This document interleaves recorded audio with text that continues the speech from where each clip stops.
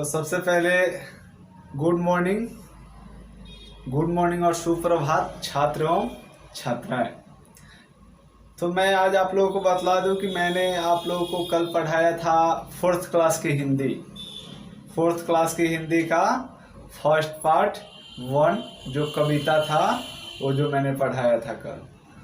तो आज आप लोगों को क्लास 5 का स्टार्ट करता हूँ, हिंदी सब्जेक्ट्स का ही। तो क्लास यानी वर्ग 5 विषय हिंदी का ही है और पाठ का नाम है मेरा देश जो कविता है।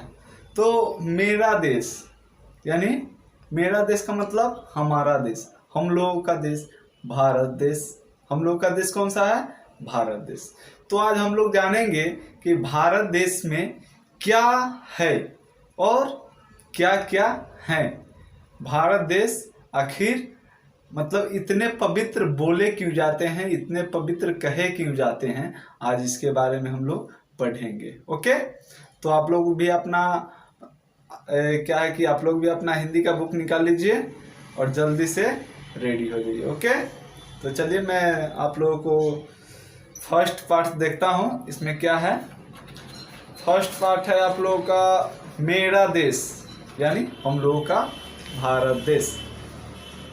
इसके बारे में हम लोग जानेंगे कि भारत देश में क्या है। ओके, तो रेडी करते हैं। तो सबसे पहली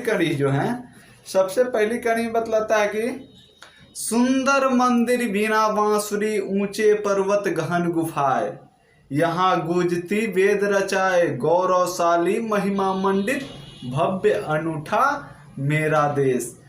इस यानी कविता के माध्यम से हमारे जो कवि जी हैं मीरा जैन जी और पूजा जैन जी वो बतलाए हैं यानी बोले हुए हैं कि सुंदर मंदिर बिना बांसुरी, ऊंचे पर्वत गहन गुफाएं, यहाँ गूंजती वेद रचाए, गौरवशाली महिमा मंडित, भव्य अनूठा मेरा देश। इस हमारे धरती पे, हमारे भारत की पुण्य धरती पे सुंदर मंदिर है, वीणा है, बांसुरी है, ऊंचे पर्वत भी हैं, गहन गुफाएं यानी गहरा गुफाएं भी हैं, यहाँ गूंजती वेद रचाए। हमारे भारत की पुण्य धरती पे चार वेद हैं, ऋग्वेद, सामवेद, यजुर्वेद और उसके बाद ऋग्वेद, सामवेद, यजुर्वेद और अर्थवेद, 4 वेद हैं हमारे इस पुण्य धरती पे।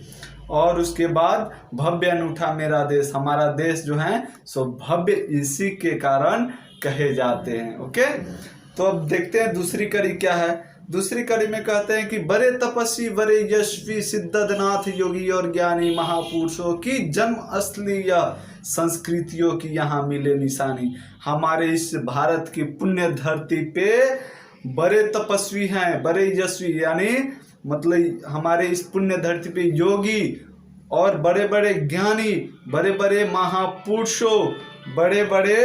महापुरुषों और हमारे इस धरती पे संस्कृति का भी उत्थान किया गया है। संस्कृति के बारे में भी बतलाया गया, हमारे भारतीय संस्कृति के बारे में भी बतलाया गया। ओके, अब देखते हैं तीसरी कड़ी।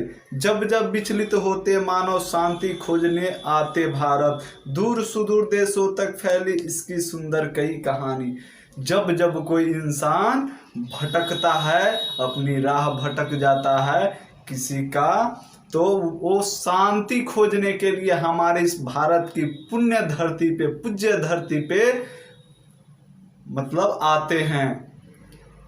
अगर कोई इंसान भटक जाता है, किसी का अगर मस्तिष्क अगर काम नहीं करता है, तो सबसे शांति जगह हमारी इस भारत की पुण्य धरती है, पूज्य धरती है। ठीक है, तो अब देखते हैं चौथी कड़ी क्या है। चौथी कड़ी में कह रहा है धन विज्ञान से जो नहीं मिलता, वैसा कमल यहाँ पर खिलता, भाव भरे आदर्शों वाला, बड़ा निराला मेरा देश। हमारे इस धरती पे, हमारे इस भारत के पुण्य धरती पे धन विज्ञान से जो नहीं मिलता, जो पैसे से नहीं मिलता है, वैसा कमल हमारे इस भारत की पुण्य धरती पे भाव, विचार, व्यवहार से मिल जाता है। जो पैसे से भी नहीं मिल पाता है वो हमारे भारत की धरती पे विचार से, भाव से मिल जाती है। मतलब यानी प्रेम से, जिसके दिल में प्रेम हो उसके लिए पैसा पैसा कोई बड़ी चीज नहीं है। विचार और प्रेम होनी चाहिए, सब कुछ मिल जाए, प्रेम से सब कुछ मिलता है। फिर देखते हैं 5वीं कड़ी। वीर सपूत योद्धा सेनानी कवि गण गायक आत्मविज्ञानी, भांति भांति की है प्रतिभा जिनको देख के दंग रह जाए। विश्व भ्रमण करके जो आए वो भी कहें धन्य यह धरती, इसमें अलौकिक गंध विचरित। हमारे इस धरती पे बड़े बड़े वीर सेनानी योद्धा जन्म लिए हुए हैं। जैसे कि आप लोगों को बतला दे, आप लोगों को शायद पता नहीं होगा, इस हमारे भारत की पुण्य धरती पे बहुत बड़े बड़े वीर सपूत लोग पैदा हुए हैं। जैसे कि आप लोग बतला दे, रानी लक्ष्मीबाई, उसके बाद आप लोगों को बतला दे चंद्रशेखर आजाद, भगत सिंह, सुभाष चंद्र बोस, पंडित जवाहरलाल नेहरू, और आप लोगों को बतला दे डॉक्टर भीमराव अंबेडकर, जो हमारे भारत की क्या लिखे हुए हैं,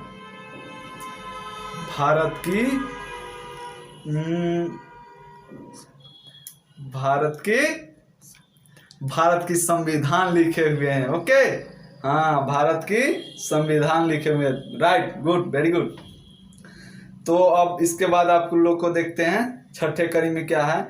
फूल फलो और नई बहारों से हंसता गाता परिवेश, बड़ा अनोखा मेरा देश। फूल फलो और नई बहारों, फूल और फलों से हमारे इस धरती पे सुगंधित है, और हंसता गाता परिवेश। इस धरती पे हमारे जितने भी इंसानों हैं भारत की पुण्य धरती पे, वो सारे लोग हंसते गाते रहते हैं। इस धरती पे कोई निराश नहीं रहते। हमारे भारत की धरती ऐसी है, हमारे भारत की पूज्य धरती, पुण्य धरती ऐसी है। उसके बाद इस कविता के माध्यम से हमारे कवि जी ने बतलाए हुए हैं कि पूरा भारत भ्रमण करने योग्य है, पूरा भारत भ्रमण करने योग्य है। भारत की संस्कृति का गहन परिचय इसमें दिया गया है। ओके, भारत में जन्म लेना पुण्य और सौभाग्यवश की बात है। भारत में जन्म लेना हमारे लिए, आपके लिए सौभाग्य पुण्यवश की बात है, पुण्य सौभाग्यवश की बात है। उदय होने का फल कहा जाता है, भारत में जन्म लेने का उदय होने का फल कहा जाता है। ओके, तो इसलिए भारत की हमारी पुण्य धरती और भी सुहावन रहती है और खुशहालियों से भरा रहता है। इस कविता के माध्यम से हमारे कवि जी ने यही दर्शाया है। ओके, तो आप लोग इस कविता को एक बार और रीडिंग करेंगे और पढ़ेंगे। नहीं समझ में आएगा तो प्लीज़ कमेंट बॉक्स में कमेंट कीजिएगा, ताकि मैं आप लोगों को फिर से रिपीट समझा सकूँ। Okay, thank you. जय हिंद, जय भारत।